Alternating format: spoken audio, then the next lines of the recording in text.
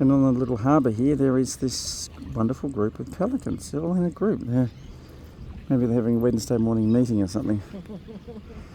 Lovely shot with Yellenba. Yeah, oh yeah, resting. It's Yellenba, isn't it? That Yarrabah. I keep getting the names wrong. Yarrabah in the background, so it's a nice photo there. The pelicans here in the foreground, Yarrabah in the background there. As we head around to the lagoon.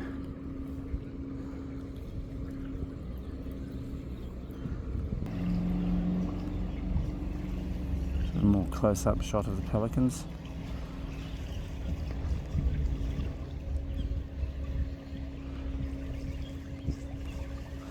Must be reasonably shallow there, is it?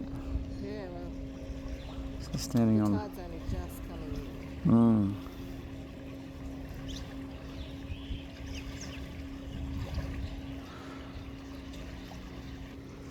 A few of them back here. Got a few of these little trees that you can see growing up out of the water.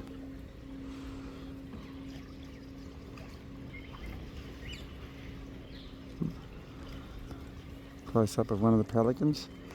Quite shallow there. And cute.